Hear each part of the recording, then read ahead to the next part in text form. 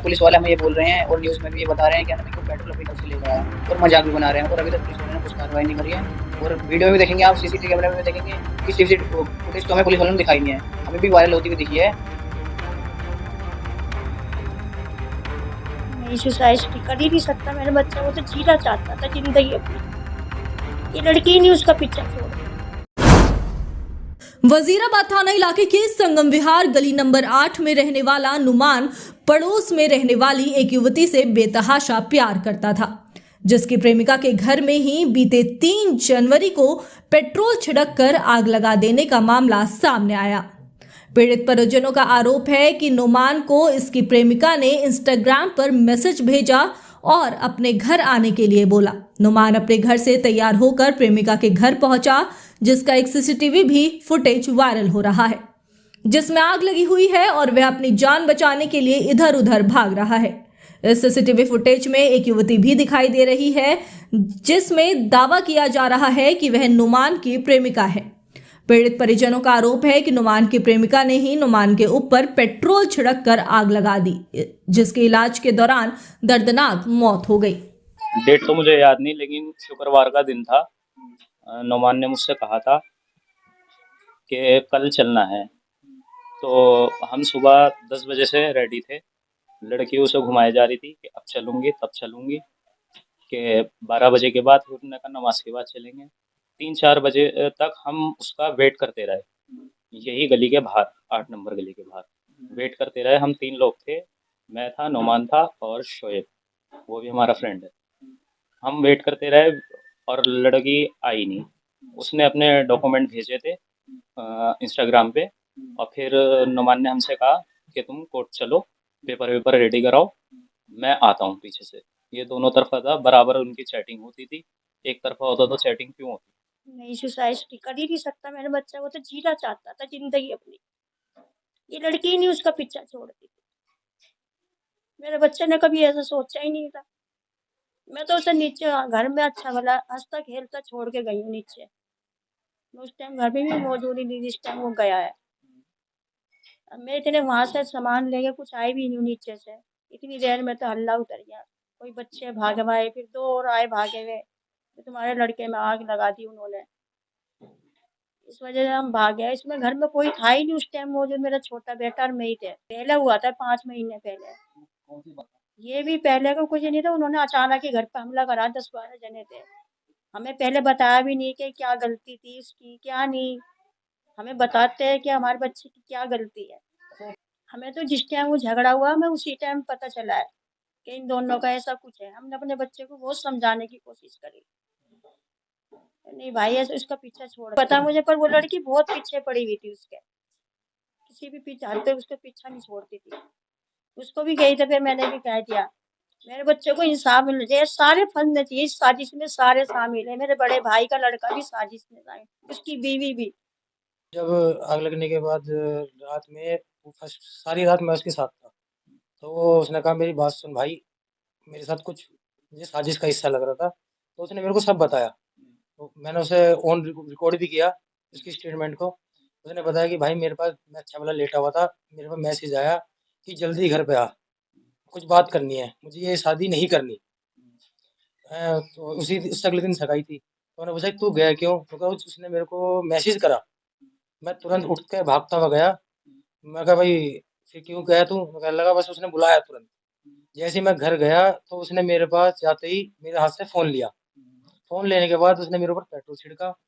Petrol छिड़कने के बाद उसने मेरे साथ, मेरे को लगा मजाक कर रही है, तो उसने दूर से 2-3 मीटर की दूरी से तिल्ली फेंकी। वो कह रहा तिल्ली, इससे मैं बच गया। 2 टाइम इस तरीके से हुआ, तीसरी टाइम उसने किल्ली तिल्ली जो थी माचिस की जला के मेरे कॉलर पे फेंक दी, और जिससे मैं कमरे में ही घूमता रहा। कमरे में वो कुछ सूझा नहीं। और उसने मेरे को ये बताया कि ये, मेरे को लगा कि साजिश है, इसीलिए मैं ऊपर भी देखने गया कि कोई मेरे खिलाफ मेरे को फंसाने की कोशिश तो नहीं कर रहा। उसने बकायदा कहा था कि सब गाड़ी नीचे खड़ी है पार्किंग में, बाइक नीचे खड़ी है पार्किंग में, तो घर वाले घर में, वो कह रहे थे कि घर में मौजूद नहीं था, कि घर के आसपास सारे मौजूद थे, क्योंकि कहीं और जाते तो व्हीकल सारे वहीं थे जिनसे वे ट्रेवल करते। और पुलिस तो इस आत्महत्या साबित करने पर तुली हुई है, मगर मगर उसकी मरते वक्त की लास्ट स्टेटमेंट यही है कि राबिया ने उसमें आग लगाई है। उसने खुद बयान दिया है। और इसमें खुद उसने कहा था कि ये पूरा साजिश का हिस्सा था, जिसे मैं समझ नहीं पाया। जी, इमरान, मैं छोटा भाई हूँ नुमान का। नहीं, नुमान ने पुलिस को स्टेटमेंट दिया था, क्योंकि उस टाइम पे वो अच्छा बोल भी रहा था और थोड़ा वो चिल भी रहा था।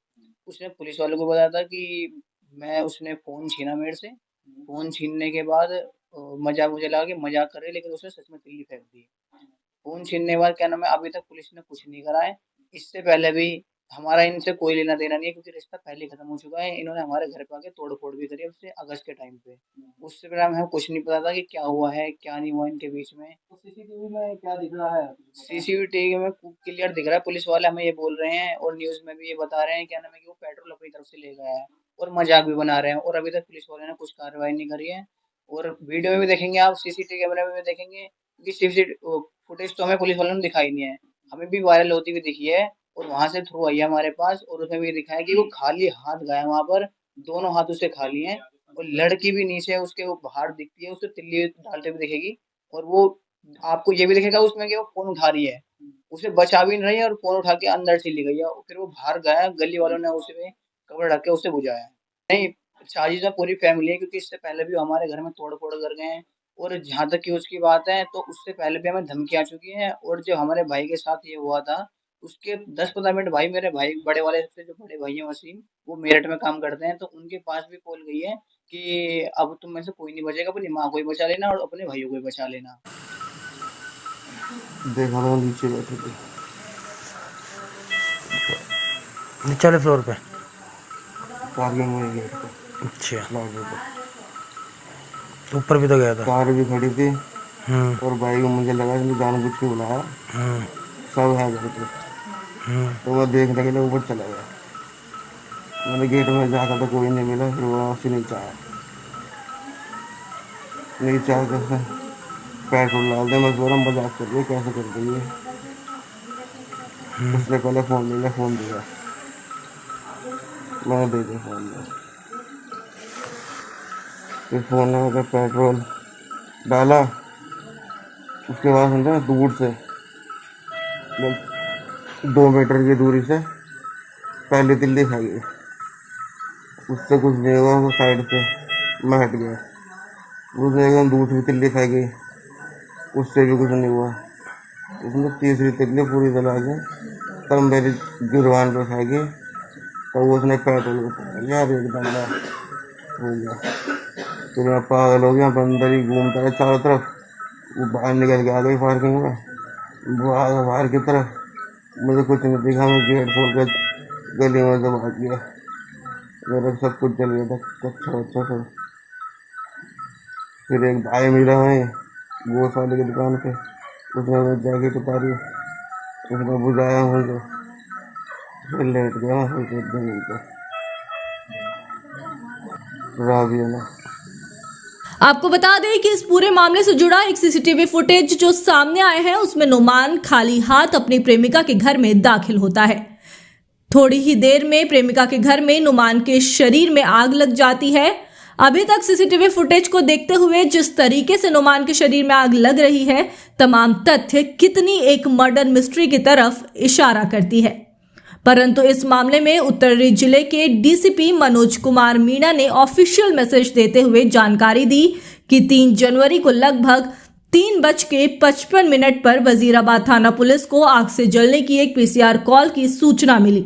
मरीज को पहले ही अस्पताल ले जाया गया और वह 75% जली अवस्था में पाया गया।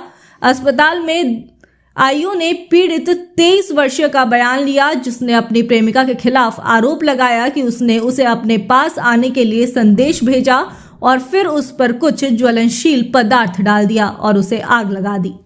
आपको बता दें कि घटनास्थल की फॉरेंसिक जांच की गई है और कपड़े, मोबाइल फोन और सीसीटीवी फुटेज सहित सबूत जब्त कर लिए गए हैं। शुरुआती जांच में लड़के के बयान में कुछ विसंगतियां सामने आई हैं। फिलहाल आपको बता दें इस मामले में वजीराबाद थाना पुलिस ने एफआईआर दर्ज करते हुए धारा 307 का मुकदमा दर्ज कर लिया है। इस पूरे मामले की जांच गंभीरता से कर रही है। सेजल प्रजापति, वजीराबाद, संगम विहार।